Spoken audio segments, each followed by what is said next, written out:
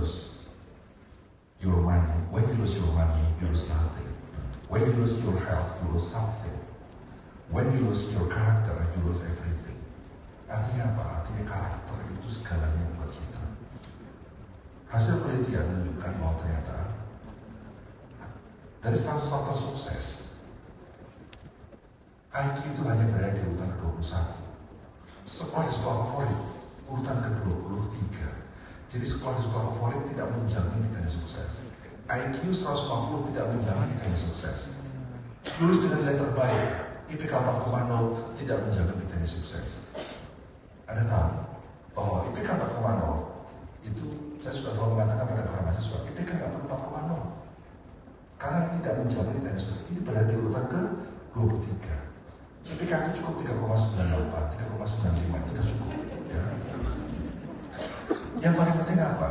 Ternyata dari 100 faktor sukses yang paling penting adalah kejujuran. Nomor 1. Mengapa kejujuran jadi penting? Karena kalau orang jujur, orang akan dipercaya. Kalau orang dipercaya, maka orang mau kerjasama.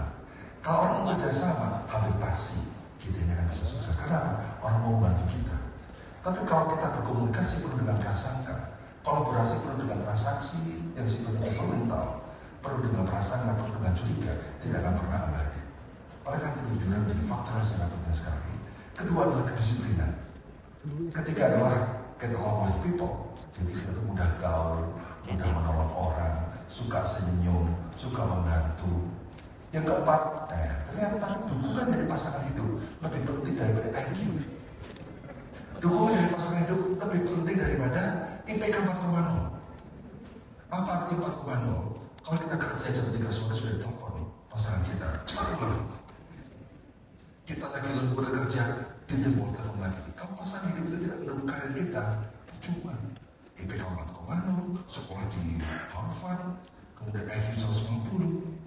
Jadi kesuksesan ternyata itu hal-hal yang menurut kita bukan sesuatu yang mau. Kejujuran, kedisiplinan, gaul, dukungan dari pasangan hidup. Makanya saya sudah semua itu pasangan hidup menjadi penting. Ya, jadi segeralah mendapatkan pasangan hidup yang cocok, yang pas, yang mendukung karir Anda. Jadi kalau sekarang belum punya mobil, nggak apa-apa. Yang mendukung karir Anda. Ya. Jangan sampai kalau kami di IPB biasanya pertanyaannya adalah tingkat tahun pertama siapa? Tahun kedua siapa engkau? Siapa kamu? Tahun ketiga mulai siapa dia? Nah, tahun keempat siapa saja? Ini bahaya. Nah, yang kelima adalah bekerja lebih keras daripada orang lain. Jadi kalau Anda bekerja extra mile, saya kira itu akan lebih bisa membuat Anda sukses. Yang keenam, punya passion, punya kecintaan apa yang kita kerjain. Oleh karena itu saya berharap para wisudawan semua bisa mendapatkan pekerjaan yang kau cintai. Dan cinta adalah pekerjaan yang kau dapatkan. Karena bekerja tanpa cinta itu akan tersiksa dan tidak akan sukses. Lagi-lagi, menjadi apa yang kita kerjakan itu urutan ke-6 lebih hebat, lebih penting daripada IQ 150, lulus 4,0 dan sekolah di sekolah terbaik. Lalu sekalian, kemudian hal-hal lain yang saya rasa sangat penting adalah pesan saya kedua, jadilah seorang yang learner, pembelajar sejati. Apa itu pembelajar sejati? Pembelajar sejati ini menurut Ki Hajar Dewantara adalah setiap orang adalah guru, setiap rumah adalah sekolah. Belajar tidak hanya di bangku kuliah, tapi juga belajar dari kehidupan. Orang yang belajar menjadi pembelajar sejati itu justru sekarang adalah orang-orang yang akan bisa survive. Kenapa? Karena orang pembelajar sejati adalah orang yang terus berpikir, orang yang terus humble. Karena semakin tahu bahwa dunia dirinya tidak banyak tahu. Ada kata-kata mutiara yang sangat penting dari Henry Ford. Anyone who keeps learning stays young. Orang-orang yang terus belajar itu akan kelihatan awet muda. Seperti Pak Rektor itu. Kemudian kedua, Einstein pernah mengatakan, once you stop learning, you start dying. Jadi kalau Anda stop belajar, maka itu akan kematian kita. Rasulullah pernah mengatakan, "Tuntutlah ilmu minal mahdi ila lahdi." Jadi tuntutlah ilmu dari ayunan hingga yang artinya love line learning, pembelajar sejati. Jadi apa kata menjadi Albert Einstein menjadi penting? Kata Rabbi Da Vinci, learning never exhausts the mind. Jadi belajar tidak pernah melelahkan otak kita. Justru otak kita itu akan semakin baik, semakin bagus kalau kita terus belajar. Sehingga bagus sekalian, banyak orang-orang yang bisa umur 80 tahun, 85 tahun. Kenapa? Karena otaknya selalu dipakai, karena otaknya selalu bekerja. Jadi satu karakter luar adalah kita belajar. Yang ketiga, ini juga yang sangat penting saya sampaikan adalah perkuat mindset baru. Jadi mindset ini menjadi penting. Ada dua jenis mindset, ada yang disebut sebagai growth mindset, yang kedua adalah fixed mindset. Orang yang memiliki growth mindset yakin bahwa dirinya bisa berubah. Orang yang memiliki fixed mindset yakin bahwa dirinya tidak bisa berubah. Seolah kita ini given. Jadi orang-orang yang memiliki growth mindset, kalau dapat nilai 30, dia akan mengatakan, mungkin strategi saya belajar saya salah. Mungkin saya kurang fokus. Mungkin energi saya belum besar untuk fokus dalam belajar itu. Orang fixed mindset dapat 30, dia akan mengatakan, inilah batas kemampuan saya. Jadi orang-orang growth mindset adalah orang pembelajar. Kenapa dia belajar? Dan dia optimis bahwa dia bisa berubah. Orang growth mindset itu adalah sebuah mindset yang kita miliki mengikuti dunia yang berubah. Jadi dunia di luar sudah berkembang, maka mindset harus berkembang. Tidak bisa kita melihat masa depan dengan kacamata masa lalu. Tidak bisa kita melihat masa depan dengan kacamata masa lalu. Oleh karena itu dari masa depan itu menjadi sangat penting sekali dan orang memiliki growth mindset yang akan bisa memiliki masa depan. Karena apa? Karena ini harus menjadi bagian dari masa depan. Coba sekalian, ini hasil penelitian yang mengatakan bahwa gambar ini orang yang memiliki fixed mindset akan fokus pada gambar melengkung. Jadi seolah itulah batas kemampuan. Akan tetapi orang yang memiliki growth mindset adalah orang yang bisa menembus batas-batas persepsi kemampuan. Seolah persepsi kemampuan itu, paling saya ini sebagai orang dari Bogor, orang dari Tangerang, paling jadinya kan maksimal seperti itu. Padahal kalau orang memiliki growth mindset, dia yakin karena orang itu pasti confidence, memiliki kepercayaan diri, memiliki keberanian, sehingga learning agility-nya sangat tinggi. Sekarang ini yang menentukan adalah learning agility, kecepatan belajar, bukan lagi sekedar learning, tapi agile learning. Learning agility, kecepatan belajar, itu akan menentukan kita. Karena kita ini merasa inferior. Nah, itu. Orang fixed mindset selalu berpikir inferiority, selalu berpikir kita nggak bisa. Jadi begitu dapat tugas, aduh sulit Pak, nggak mungkin Pak. Begitu dapat tugas dari Pak Rektor, waduh Pak, nggak mungkin Pak, kita nggak punya uang Pak. Begitu ditarik oleh Pak Rektor, Unpri harus nomor 1 terbaik di Indonesia, waduh masih jauh Pak. Itu ciri-ciri inferior, ciri-ciri fixed mindset.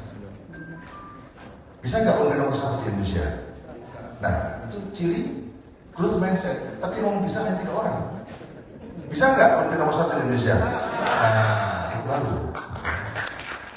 Jadi kalau kita ngomong yang baik-baik terus, ya, kalau kita bicara, itu harus yang positif. Karena apa? Ini akan menjadi energi buat kita untuk maju. Energi kita ke depan bisa membawa kita ke depan kalau ada energi positif. Energi positif itu apa? Kita selalu optimis. Bahwa di dunia ini tidak ada yang tidak mungkin.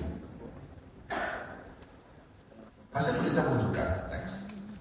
Ini adalah sebuah gambaran tentang hasil penelitian McKinsey di 72 negara yang mengatakan bahwa prestasi siswa umur 15 tahun di 72 negara ternyata faktor yang menentukan apa?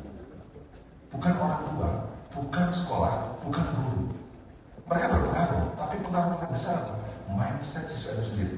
Sehingga pernah Bapak sekalian sering mendengar ada seorang siswa dari sekolah terpencil, gurunya kurang, gurunya pas-pasan, orang tuanya tidak sekolah, keluarga miskin, tapi dia menjadi orang hebat.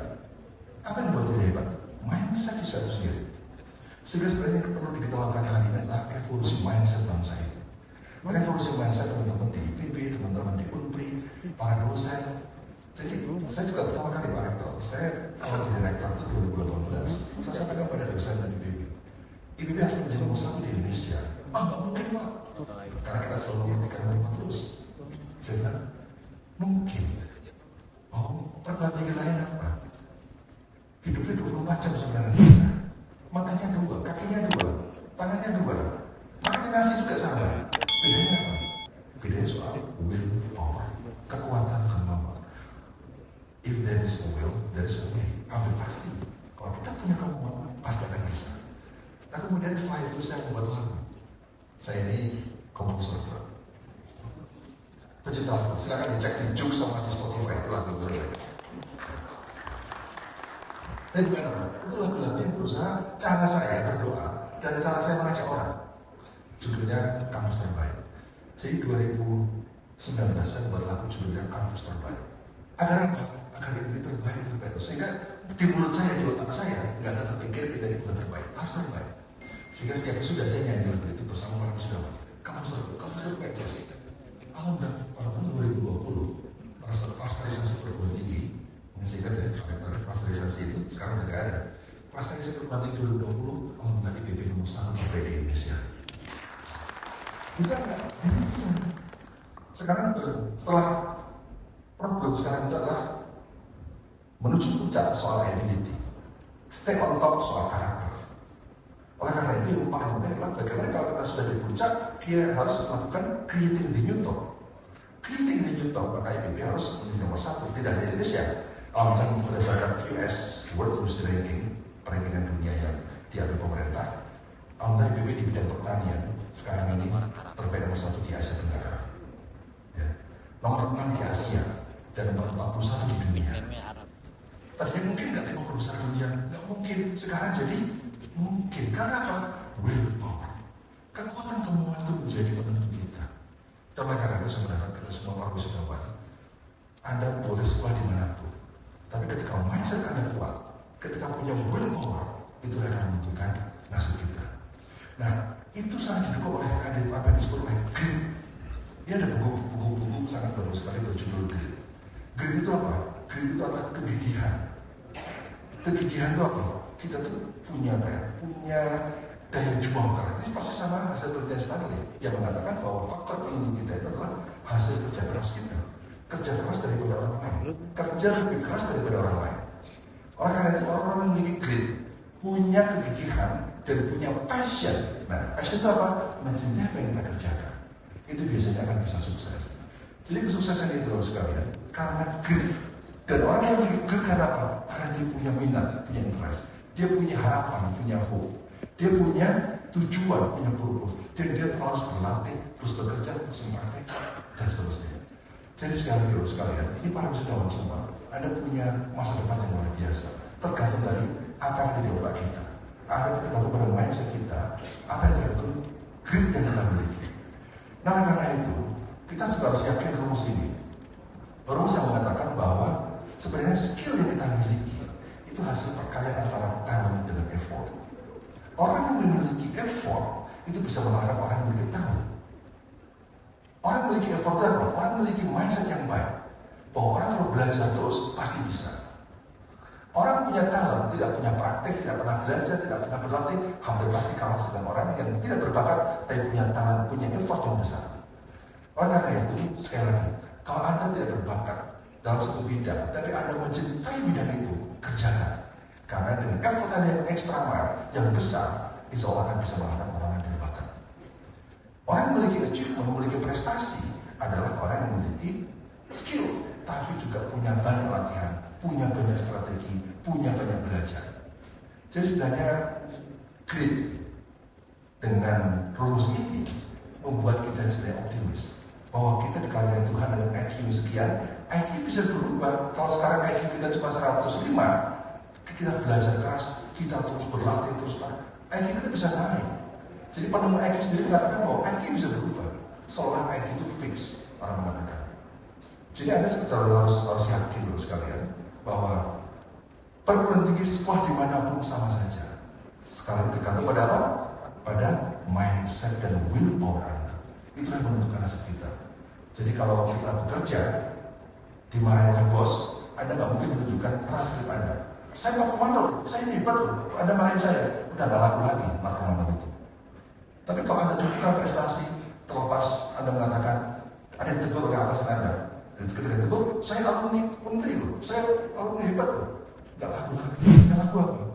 Buktikan bahwa ketika kita sudah masuk dunia kerja, label alumni, label IPK, label apa udah nggak ada lagi. Yang penting apa? Achievement, prestasi, kinerja. Dan itu akan bukan latihan willpower. Orang yang mau bekerja, orang yang mau berpikir berpikir, orang yang mau belajar, dan gigih, serta punya passion yang tinggi dengan grit dan gigih, itu yang akan sukses. Yang keempat, terus sekalian, kita perlu orientasi pada future practice, bukan semata-mata pada best practice. Jadi, selama ini kita selalu mengatakan bahwa yuk kita best practice. Kenapa? Karena menurut Jack Ma, dia mengatakan bahwa in the future is not about the competition of knowledge, tapi competition of creativity, competition of imagination, competition of learning. Inilah yang menentukan nasib kita ke depan. Bahwa masa depan ini sangat tergantung pada imajinasi kita, pada kreativiti kita. Dan itu hanya bisa terjadi kalau orang memiliki growth mindset. Orang yang memiliki growth mindset, pembelajar, kemudian yakin, optimis, mau berlatih, mau bekerja keras, ditambah dengan kreativiti yang tinggi, itulah yang akan menjadi pemenang. Sehingga setelah saat ini selalu kita berpikir, yuk kita best practice loh. Kalau kita ini selalu berpikir best practice, selamanya kita akan menjadi follower. Tapi kalau kita fokus pada future practice, kita akan menjadi leader. Nah, gambar berikut ini adalah gambar yang bisa membandingkan bahwa orang-orang yang fokus pada future practice bisa hadir dengan layarnya YouTube, layarnya Facebook, di mana orang mau bisnis media dulu harus cari wartawan, harus cari gedung, harus cari peralatan. Sekarang orang bisnis media nggak perlu apapun. Karena apa? Karena semua dilakukan oleh siapapun juga. Siapapun bisa menjadi wartawan, siapapun bisa menjadi artis. Sekarang orang mau bisnis taksi, perlu investasi 1000 mobil nggak perlu, karena mobil setiap orang bisa dipakai untuk itu. Itu kan shifting paradigm, shifting pola bisnis dari product based business menjadi platform based business. Jadi sekarang ini revolusi di 4.0 membuat bahwa banyak orang-orang sekarang fokus pada future practice, sesuatu yang baru, sesuatu yang membuat kita ini menjadi leader. Jadi kalau Mas Nadiem Makarim, Menteri Pendidikan kita, orangnya adalah fokusnya pada best practice, paling hebat dia hanya menjadi pengusaha taksi biasa. Tapi karena dia berpikir bahwa sekarang itu bebas pada platform, dia jadikan solusi ojek yang dulunya adalah sesuatu yang informal, kadang ilegal, sekarang menjadi sesuatu yang menjadi solusi untuk semuanya. Jadi untuk sekalian, orientasi pada future practice itulah yang akan membuat kita jadi leader. Sehingga kalau kita lihat mobil, dulu mobil itu apa? Mobil itu hanya di jalan. Mobil itu sekarang di udara. Sepeda itu di darat. Sekarang sepeda itu di air. Hanya orang yang memiliki imajinasi yang tinggi, orang yang berpikir pada future practice yang akan bisa survive, bisa leading, dan bisa menjadi benchmark bagi semuanya. Jadi sekali lagi sekalian, seringkali kita berpikir best practice, tapi itu saya nggak ada masalah best practice. Tapi kalau kita fokusnya best practice melulu, kita akan hanya menjadi follower dan kita selalu ikut genderang yang dimainkan orang lain. Tapi kalau kita future practice, berarti akan menjadi trendsetter. Orang lain akan meniru kita. Sekarang tinggal pilih, kita akan meniru atau kita akan ditiru. Kalau kita akan meniru, maka kita akan terbirit-birit seperti sekarang ini. Besok iPhone 14 keluar, ganti iPhone lagi. iPhone 15 keluar, ganti lagi HP kita. Kita terbirit-birit mengikuti perkembangan orang lain. Tapi kalau kita menjadi trendsetter, orang lain akan meniru kita, orang lain terbirit-birit meniru kita. Itu hanya bisa kalau apa? Kita punya kepercayaan diri yang kuat, kita punya mindset yang baik, kita punya jiwa pembelajar, dan kita punya integritas yang kuat. Yang kelima, harus sekalian, adalah bagaimana kita harus sekarang mulai menebar footprint dan inspirasi. Footprint itu apa? Footprint itu adalah jejak kaki. Orang yang hebat di dunia adalah orang yang bisa meletakkan jejak-jejak kakinya. Jadi dalam surat Yasin ya, ayat 12, Inna nahnu nuhyil mauta wa naktubu ma qaddamu wa atharuhum wa kullu syai'in ahsaynahu fi imamin mubin. Ya. Jadi itu kan Allah itu akan kehidupan yang mati dan mencatat, membedamu apa yang sudah dilakukan, wa atharuhum, dan peninggalan. Coba bayangkan. Peninggalan itu apa? Footprint. Peninggalan itu apa? Legacy. Dan kita hanya bisa dianggap sebagai sebuah legacy, sebuah footprint. Kalau apa? Kalau itu adalah karya-karya yang berupa future practice. Karena apa? Karena karya kita memberikan impact besar pada perubahan. Karena karya-karya kita memberikan multiplier effect pada perubahan. Kalau Pak Rektor beri permen kepada saya, bermanfaat nggak? Bermanfaat. Tapi manfaatnya hanya 5 menit, 10 menit. Dan semua orang bisa memberi manfaat yang seperti itu. Karena makna khairun nas anfa'uhum linnas. sebaik-baik manusia adalah yang bermanfaat untuk orang lain. Harus kita mainnya adalah manfaat yang berupa footprint, manfaat yang lebih sustainable, manfaat yang memiliki durasi jangka panjang. Kalau seorang bupati membuat kebijakan-kebijakan yang mensejahterakan, kebijakan membuat orang bahagia, itu memberikan daya manfaat yang lebih besar daripada seorang bupati yang memberi permen. Dan orang yang memberi manfaat dalam multiplier efek yang besar itu hanya orang berilmu. Orang yang berilmu, orang yang bisa punya mindset yang baik, punya willpower yang kuat.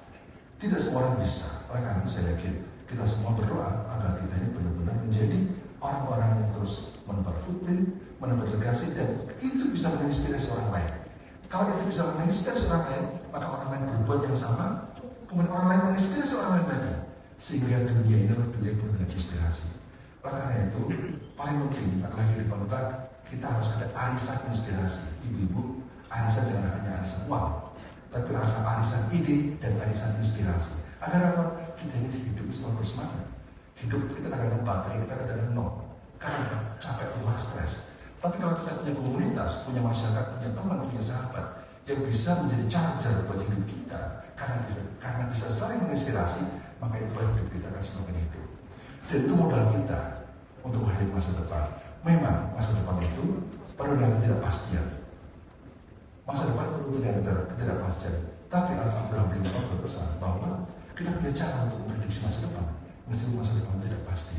Yaitu bahwa the best way to predict the future is to create it. Cara terbaik untuk memprediksi masa depan adalah dengan cara menciptakannya hari ini. Dengan apa?